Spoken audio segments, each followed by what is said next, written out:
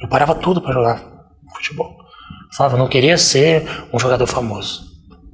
Eu queria ser um jogador de futebol que, como trabalho o futebol, e receber o suficiente para esse trabalho. Com 14 anos eu fui para a escola de manhã, fiquei lá à tarde para fazer um trabalho e reforço de matemática. E voltei para casa mais cedo aquele dia para fazer um dever de matemática para poder jogar futebol. E quando eu estava atravessando a faixa de pedestres, de acordo com a perícia policial, que eu não lembro, eu fiz o sinal de vida, o primeiro carro parou e eu comecei a atravessar. Só que atrás desse carro vinha um cara a 120 km por hora. Ele desviou do carro para não bater no carro e me atropelou a 105 km por hora. E quando eu vi sem o instrumento principal de trabalho, que são as pernas, eu falei, e agora? Quais são suas perspectivas?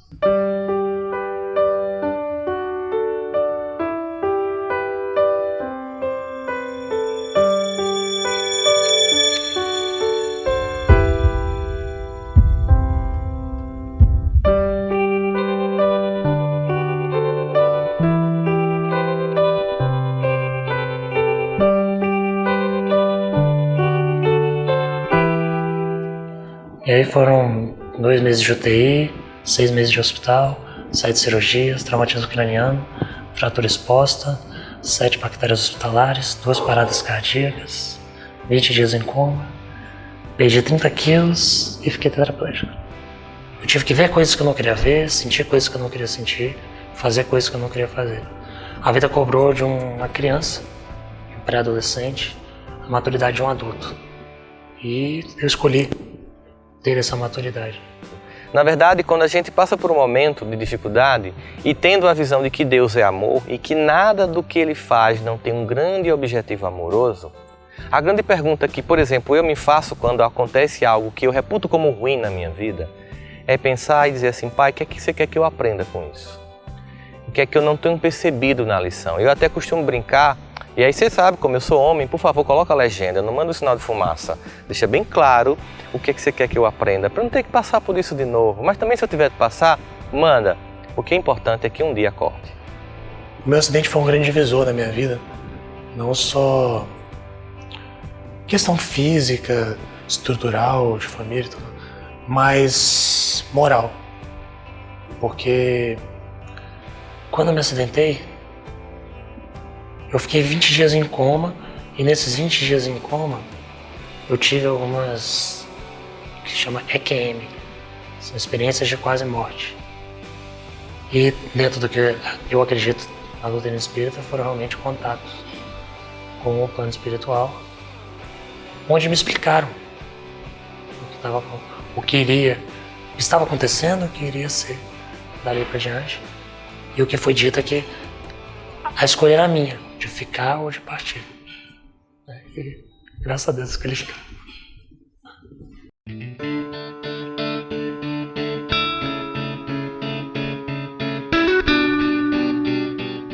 E eu gosto de explicar isso, sempre que possível, que eu estou tetraplégico. Porque existem níveis de tetraplegia. Todo mundo acha que o tetraplégico só mexe do pescoço para cima.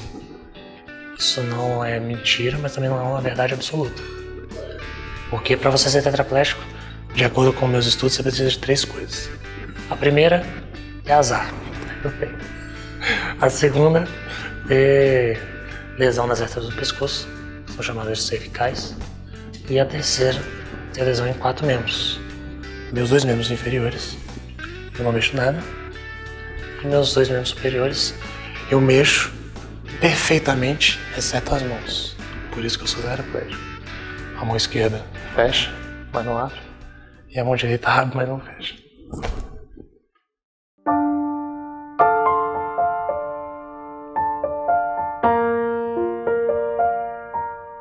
Minha família foi minha base. Minha família me estruturou e eu enxergando essa estrutura que eles estavam me oferecendo, emocional. Meu pai parou de trabalhar e ficou 6 meses dentro de um hospital dormindo numa cadeira de plástico. Dormindo na cadeira de plástico os 2 primeiros meses de UTI. Depois ele melhorou e estava dormindo num sofazinho, no Sara. Eu vendo isso tudo, eu parei para pensar. Eu falei, cara, eu não posso ser fraco nesse momento. Eu não tenho o luxo de mostrar fraqueza para eles nesse momento, porque eu sei que se eu mostrar fraqueza, eu posso derrubar esse castelo que eles estão construindo. Eu tenho que ajudar, tenho que cooperar nesse castelo. Porque eu tive alguns insights, algumas intuições na época do acidente que, consciente ou inconscientemente, fizeram toda a diferença pro Guilherme que eu sou hoje. E uma delas foi essa, de não me revoltar. Porque quando eu acordei, como eu já falei, do contato que eu tive com o plano espiritual, quando eu acordei eu já tinha duas certezas. Que eu estava tetraplégico e eu não ia morrer. Então eu nunca tive aquela conversa do médico sentar, explicar, você está tetraplégico, você não vai mais andar, não sei o que. Quando ele começava a falar, eu já falava, doutor, eu sei que eu estou tetraplégico. Eu quero saber o que eu preciso fazer para sair daqui. Eu sei que o meu estado é gravíssimo. O que você precisa do Guilherme para o Guilherme se recuperar? Porque o que eu preciso de você está fazendo, agora o que você precisa de mim? E a preocupação realmente era continuar vivo e sair da UTI. Porque na minha cabeça, o grande presente que eu estava recebendo era ter uma nova chance. E eu quis agarrar essa nova chance. Uma das grandes contribuições da psicologia moderna, que vai de encontro ao que a doutrina espírita já falava desde o século XIX, é que o mais importante na nossa vida não é exatamente os eventos que nos acontecem, mas a reação que nós temos a esse evento. É muito comum, sobretudo depois da teoria do trauma, as pessoas se justificarem dizendo que não conseguem vencer, que não conseguem superar tragédias, porque elas foram vítimas ou do destino, ou dos pais, ou do país, ou da cultura, e sempre com um certo desculpismo que tira a responsabilidade e o próprio poder pessoal de mudar a própria vida.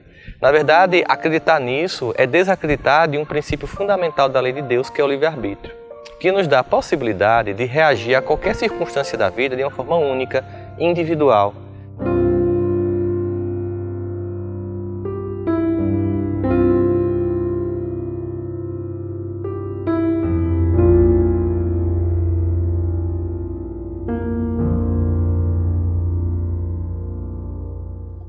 Os 3 primeiros anos de acidente são muito intensos e muito complicados.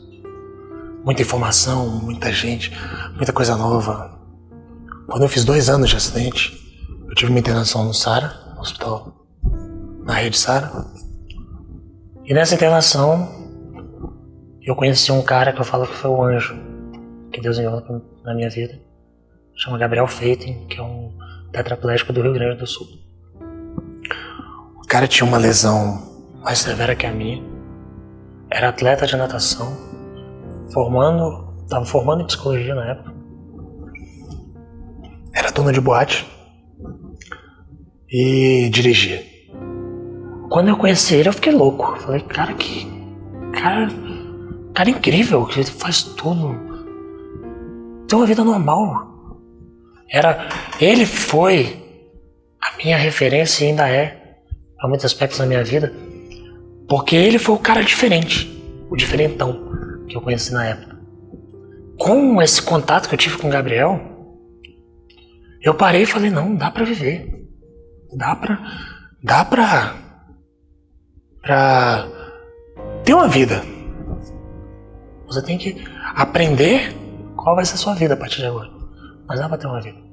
E aí sim, a gente percebe que quando a gente quer, quando a gente realmente quer fazer a nossa parte, o céu se desdobra para nos possibilitar a construção de uma nova forma de viver e de ser.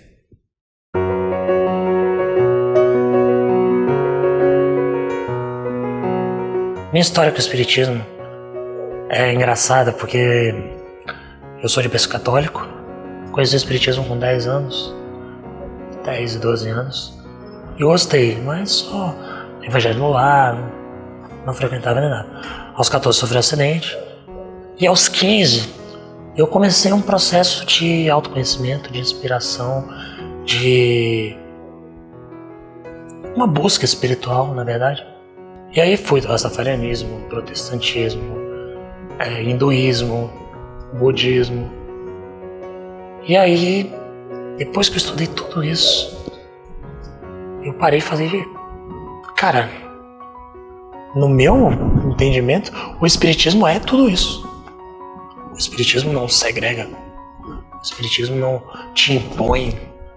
O espiritismo é. E aí eu me apaixonei pelo espiritismo quando eu fiz 18 anos, que eu tirei a carteira. Eu resolvi começar a estudar. E entrei na mocidade, do meu centro, da Comunhão Espírita de Brasília.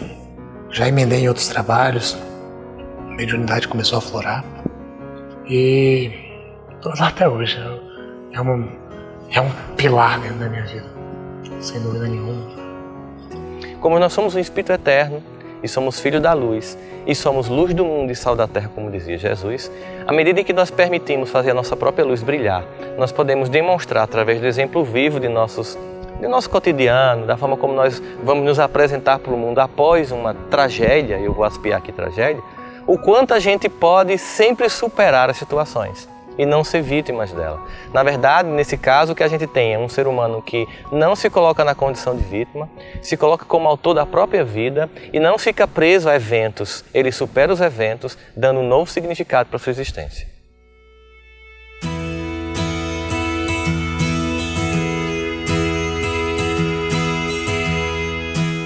Então, hoje o Guilherme Costa faz muita coisa. Sou atleta da seleção brasileira. Meu trabalho hoje é o tênis de mesa. Comecei a fazer natação, a preparação física. Sou palestrante profissional, sou palestrante espírita.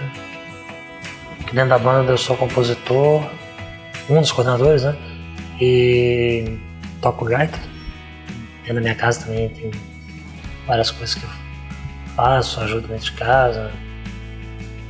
Enfim, no fundo eu acho que não é tanta coisa, mas tanta gente fala que é muita coisa que eu acabo aceitando isso. O Guilherme faz isso e tá indo para as Olimpíadas. Agora representar o Brasil. Minha primeira Olimpíada dentro do Brasil. Estou me preparando do jeito que eu só quero chegar lá e falar, eu fiz tudo que eu podia fazer. O que acontecer lá, eu vou viver lá.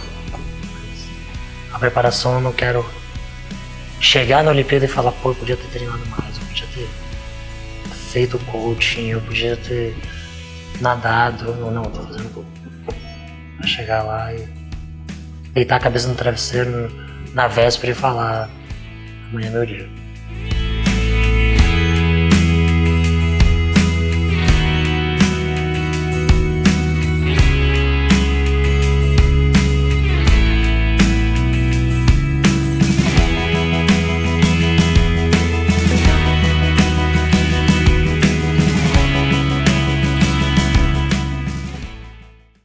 Você pode ajudar o Portal Reação curtindo, clicando no joinha aqui embaixo, se inscrevendo no nosso canal e compartilhando com seus amigos essa mensagem.